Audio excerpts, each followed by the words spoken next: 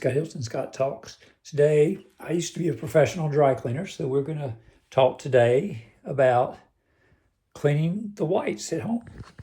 Let's look at it. We've got here towels, white sheets. I don't have the mattress pad. It would be a little thick for this. And the white coverlet that's over it. It's like a blanket. I'm not going to do that right away. I got another video where I'm getting black cat hair off that, how to do that. That's the white socks. So white towels and white sheets, but we're going to dry the sheets by themselves and put them back on the bed. And then the thick, heavy towels, let them dry, because the sensor on the dryer will just never kick in.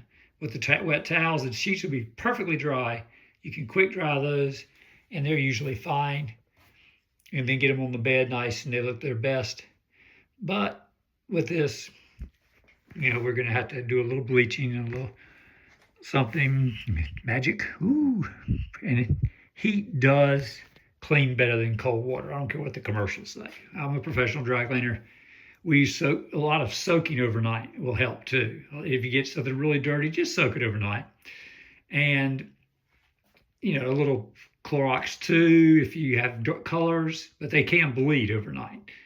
And if you've got, socks that get real dirty, put the socks on your hands and rub the two together like gloves with the soap on them and really just grind it in and let it set and soak it in a little bucket. Just get a little bucket. Get a little guy like this and soak it.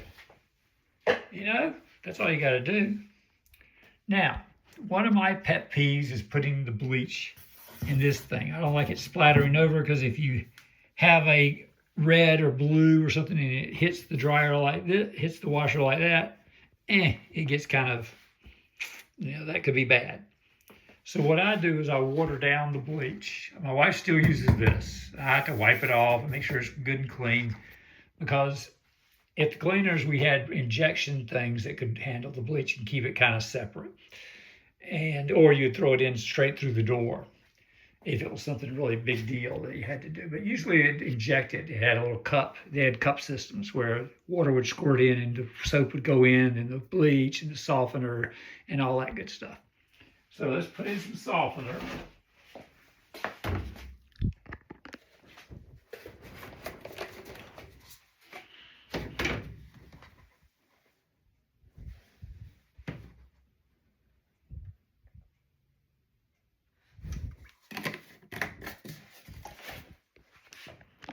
I like the DOWNY products. We got Cool Cotton today, 2-in-1.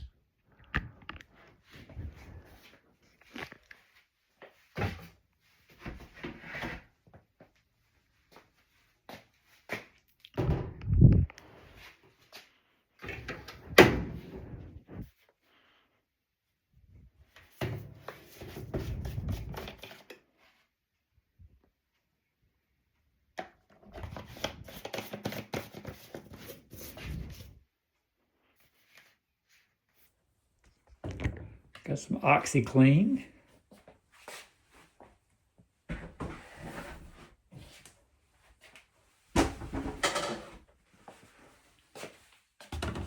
Now our CLOROX disinfecting bleach, just basic bleach, no easy spill, no all that good stuff, no flavors of colors and smells. It's bleach, real bleach, and a good brand that's you can trust.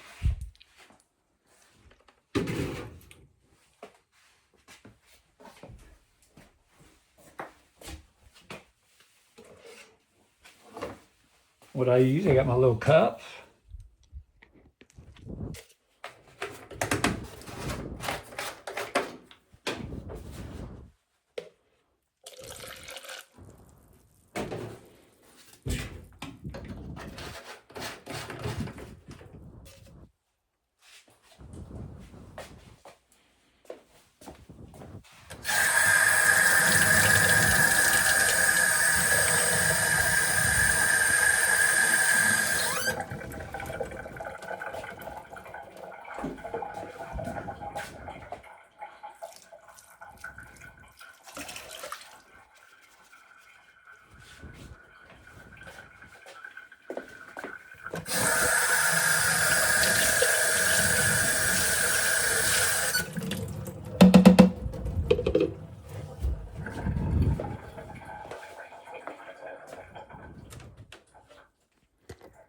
Bleach was watered down, distributed, getting ready to wash right away.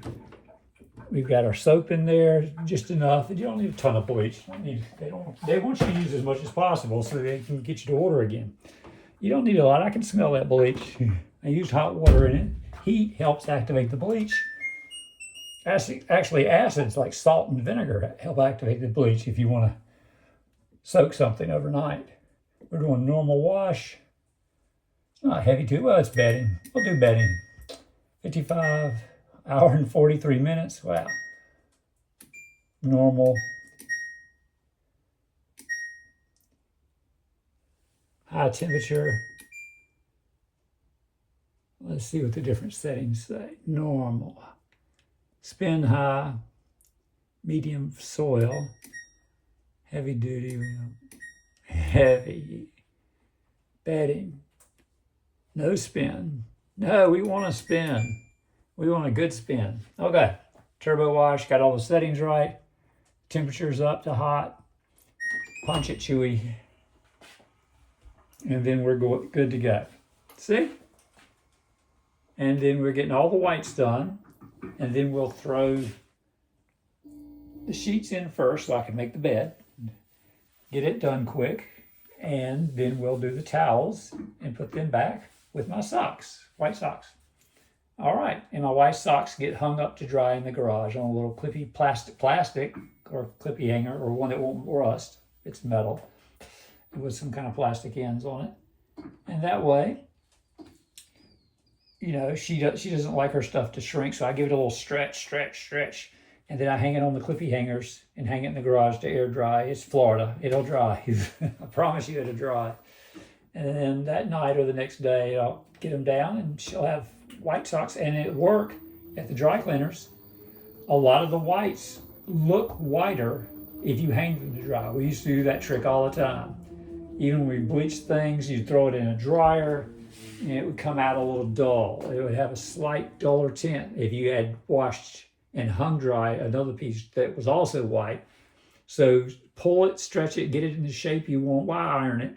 If you get it in the right shape, it's already half the battle's done for you.